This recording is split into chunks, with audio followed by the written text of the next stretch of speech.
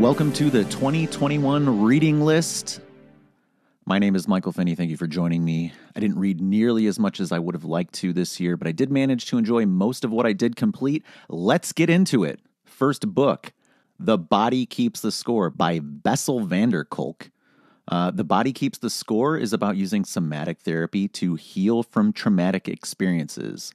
I think it's a very insightful look at how we physically store memories and the way they resurface or don't in time. There are a few things that are gone into in this book that I think are a little bit graphic, so, maybe skip some things if it's a little too intense, I would say. Next book, Einstein, the biography by Walter Isaacson.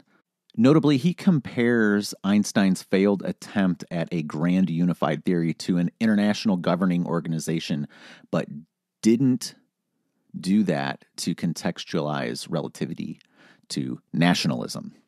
Think Again, Adam Grant. It challenges readers to explore the unknown unknowns to find new opportunities and see new perspectives. This is not a long read. I was pleased with the author's voice while he was reading the book. Always appreciate that. Ulysses by James Joyce. John Lee did a great job reading this in his native tongue, which I think really lends to the song-like qualities of the writing. That's about all I have to say for that one. I didn't love it. It's pretty arduous to get through. James Joyce's bigger works, you got to be a glutton. Hooked. Michael Moss addresses the psychology of processed foods. It goes into physiological aspects as well, but really focuses on modern food design ingredients that hijack the way we behave as a result of natural responses to nutrients and advertising stimulus. Worth reading if you are trying to alter your diet or how you interact with media about food. The Magus, John Fowles. Could be saying that wrong. It pits inner and outer realities and fantasies against each other. It's excellently performed by Nicholas Bolton. He weaves accents and genders throughout with his voice work while sharing the main character's name. The main character's name is Nicholas. Shout out to Chris Mez, who recommended this one. So I picked it up and gave it a listen. Orthodoxy, G.K. Chesterton, explores the author's perspectives on Christianity through the concepts of tradition, progress, and modernity and paradoxes as he was known for his writing. Shout out to Kevin Pham for this one. He was posting a lot of quotes from this, so I went and took a look. Took a listen, even. Journey to the Edge of Reason by Stephen Budiansky is a biography about Kurt Gödel that explores his work on the uncertainty principle, continuum theory, his friendship with Einstein, to mention one of the heavy hitters again, as well as his lifelong experiences with mental health. It is a nice biography. I do recommend this one.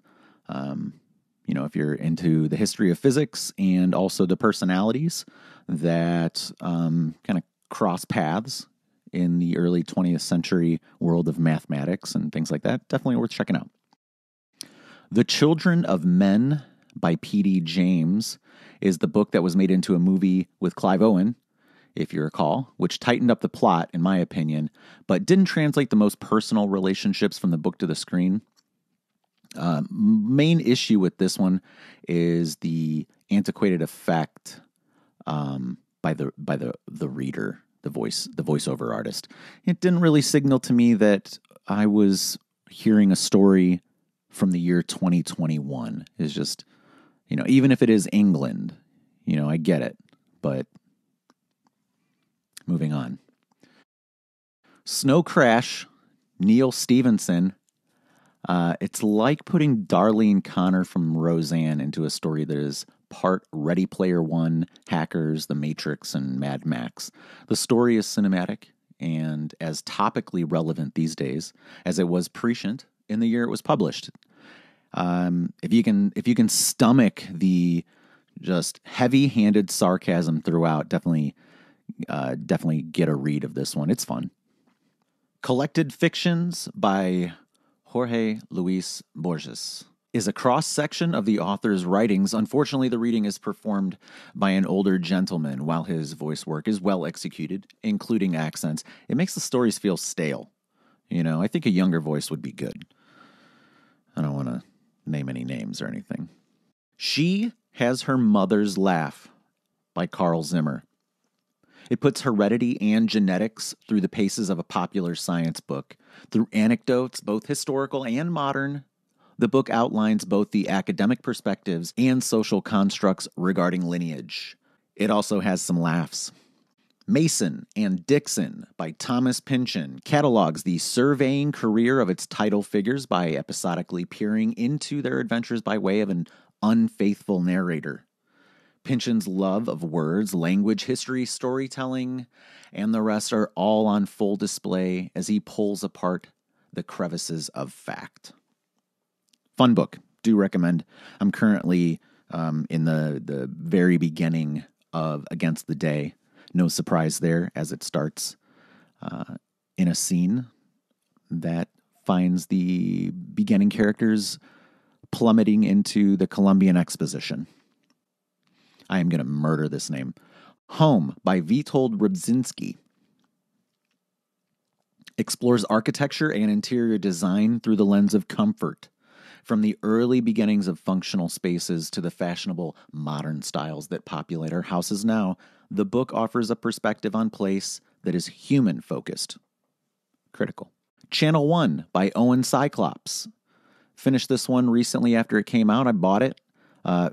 If you like graphic novels, definitely check it out. His first collection of comics serve as mile markers along his artistic and philosophical development.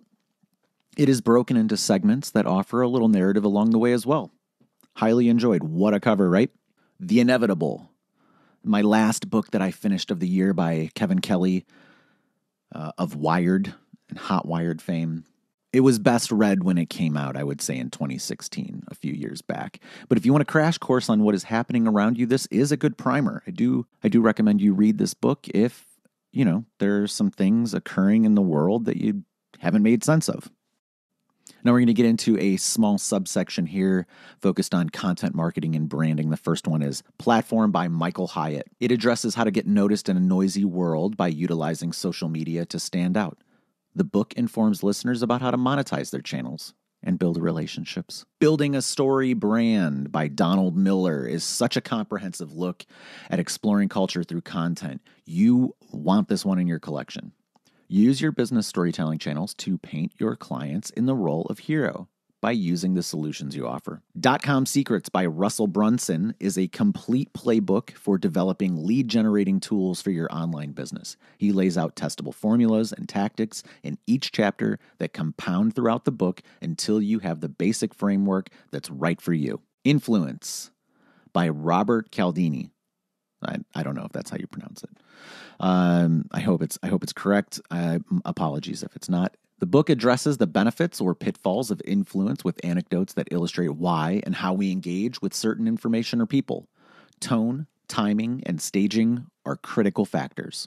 The Infinite Game by Simon Sinek outlines his thoughts on holistic long-term success by leadership that is adaptive beyond the scope of quarterly earnings reports.